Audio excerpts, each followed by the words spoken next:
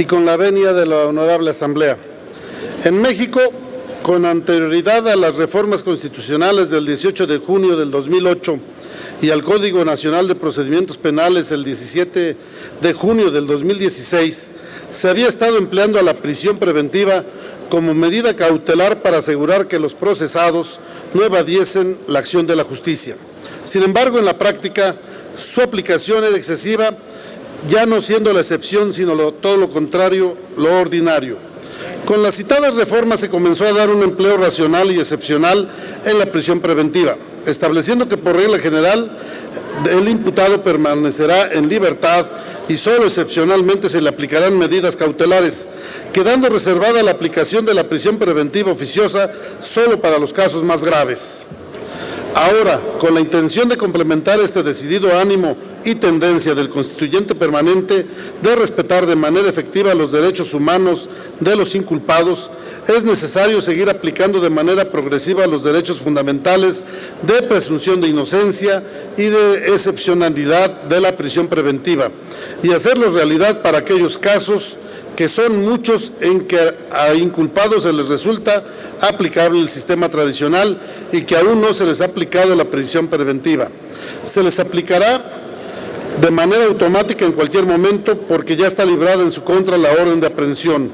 Es por ello que propongo el proyecto de decreto por el que se adiciona el artículo 182 bis al Código Nacional de Procedimientos Penales, quedando como sigue.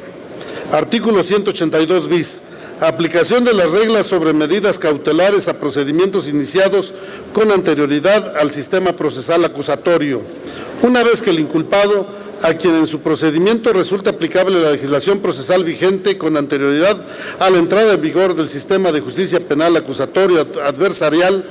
quede a disposición del órgano jurisdiccional por virtud del cumplimiento de una orden de aprehensión, se convocará inmediatamente de manera oficiosa a una audiencia en la que el juez de la causa, una vez que escuche a las partes, resolverá sobre la aplicación de las medidas cautelares,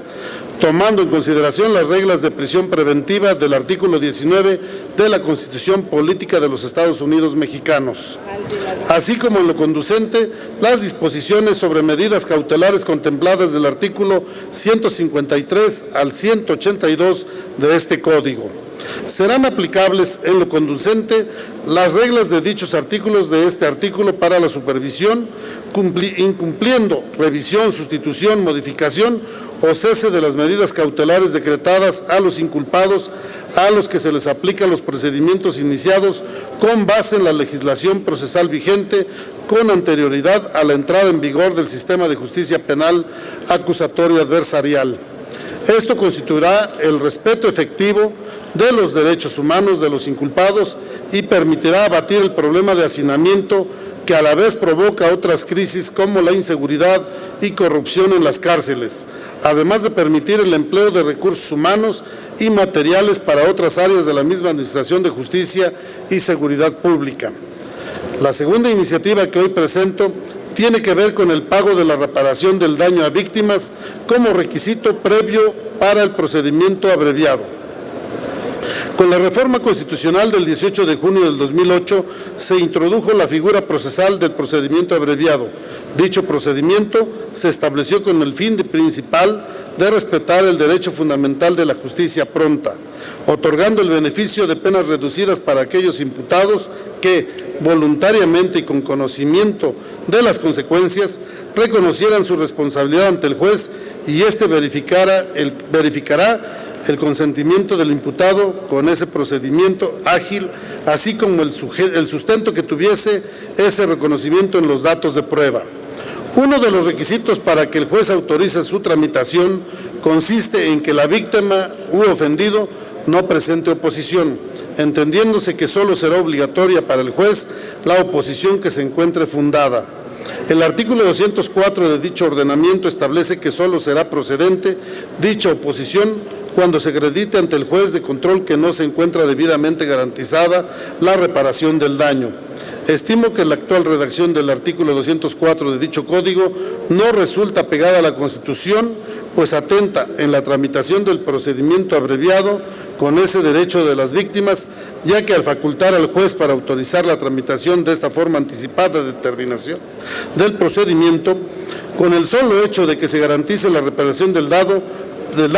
pone en franco riesgo la efectiva reparación del daño a favor de las víctimas.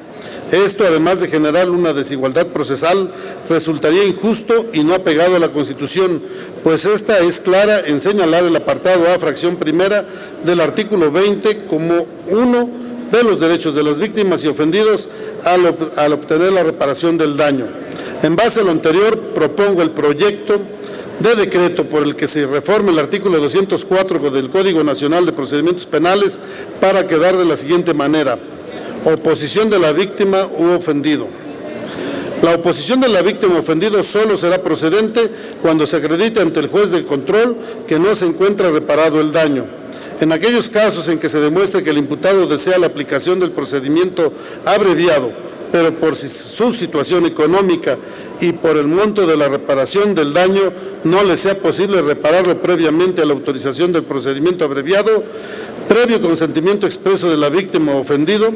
el juzgador podrá autorizar el procedimiento abreviado siempre que se encuentre debidamente garantizada la reparación del daño. Por la importancia que tienen estas dos iniciativas en favor de los derechos humanos, no dudo que tendrán el respaldo de esta honorable Asamblea. Es cuanto. Muchas gracias.